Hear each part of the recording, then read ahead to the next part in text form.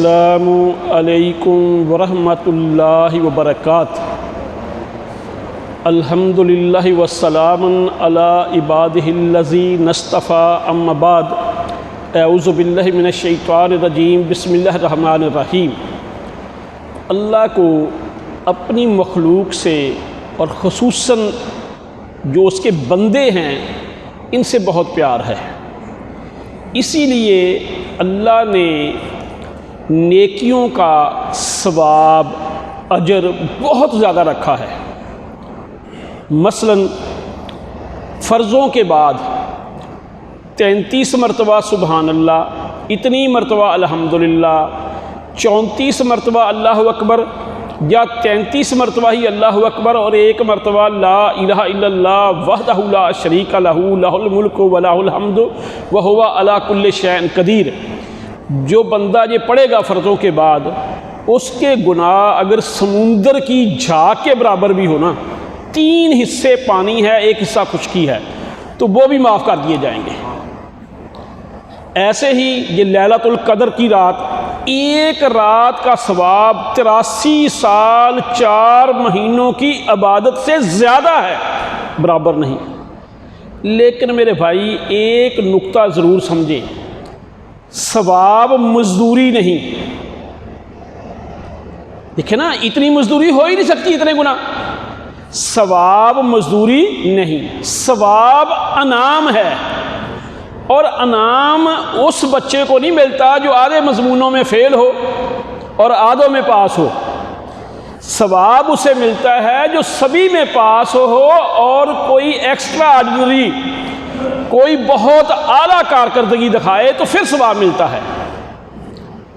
لیکن افسوس اس بات کا ہے کہ ہم دنیا کے اندر دنیا کے معاملات کو تو سمجھتے ہیں۔ ایک فوج کے اندر ادنا سا سپاہی یہ سمجھتا ہے کہ اگر میں نے فوج کے اندر رہنا ہے تو یہ ممکن نہیں کہ چیف آف آرمی سٹاف کی میں نافرمانی کروں۔ اگر وہ روزانہ ہی 4-5 باتوں میں چیف کی خلاف ورزی کرے، وہ فوج میں رہ سکتا ہے؟ اب چیف بھی انسان ہے، سپاہی بھی انسان ہے، دونوں کی 2 آنکھیں ہیں، دونوں کے 2 ہاتھ ہیں، بس تھوڑا سا فرق ہے۔ لیکن وہ فوج میں نہیں رہ سکتا اگر چیف کی نافرمانی کرے۔ میں نے اور آپ میں اس کرۂ ارض پہ رہنا ہے، اللہ کی زمین پہ رہنا ہے، اور پھر یہ سوچنا کہ میں اور آپ اللہ کی نافرمانی کر لیں۔ تو یاد رکھیں کہ جب تک دینی غیرت نہ ہو، دین کی حمیت نہ ہو، تو سچی بات ہے کہ یہ ثواب نہیں ملتے۔ یہ ثواب منافقوں کے لیے نہیں ہے۔ منافقوں کے لیے تو یہ ہے ان المنافقین فی الدرک الاسفل من النار۔ اب میں اور آپ قرآن بھی اگر پڑھتے ہیں، اس لیے پڑھتے ہیں کہ برکت پڑے، اس میں کوئی شک نہیں کہ قرآن پڑھنے سے برکت نازل ہوتی ہے، لیکن قرآن اس لیے پڑھنا چاہیے کہ میرا مالک، میرا خالق یہ ضابطہ حیات ہے، اس میں مجھے کیا آرڈر دے رہا ہے۔ اب میں آپ کے سامنے ایک آیا رکھتا ہوں۔ کل بھی ہم نے ایک آیا رکھی تھی اور کہا تھا کہ یہ قرآن ایک معجزہ ہے، کیونکہ قرآن کبھی پرانا نہیں ہوتا۔ اس کی مثال کو صدیوں پہلے کی ہو، آج بھی بالکل فٹ ہوتی ہے حالات کے مطابق۔ اب سورہ توبہ ہے، اللہ تعالیٰ کہتے ہیں کل اے نبی کہہ دو، ان کان آباؤکم، اگر تمہارے باپ، و ابناؤکم تمہارے بیٹے، و اخوانکم تمہارے بھائی، و ازواجکم تمہاری بیویاں، و عشیرتکم تمہارے رشتہ دار، و اموال اقترفتموہا اور مال جو تم نے کمائے ہیں، و تجارت تخشون کسادہا اور کاروبار تجارتیں جن کے گھاٹے کا تمہیں ڈر ہے، و مساکن ترضونہا اور تمہاری کوٹھیاں رہائشیں جو تمہیں پیاری ہیں، احبا علیکم من اللہ، اگر یہ چیزیں تمہیں اللہ سے، و رسول ہی اس کے رسول سے، و جہاد فی سبیل ہی اور اس کے رستے میں جہاد سے پیاری ہیں، فتربصوا پھر انتظار کرو، حتی یاتی اللہ بامرہ جہاں تک کہ اللہ کا امر، عذاب، کرونا جیسی دیگر چیزیں آ جائیں، واللہ لا یہدی القوم الفاسقین، اللہ تعالیٰ فاسقوں کی قوم کو ہدایت نہیں دیتے۔ نبی مکرم صلی اللہ علیہ وسلم نے مہاجرین سے مخاطب ہو کے کہا کہ اے مہاجرین، میں اس سے چاہتا ہوں کہ یہ 5 چیزیں تمہارے اندر نہ آئیں، میں اس کی پناہ مانگتا ہوں کہ یہ تمہارے اندر نہ آئیں، اگر آ جائیں تو یہ بڑی خطرناک ہے۔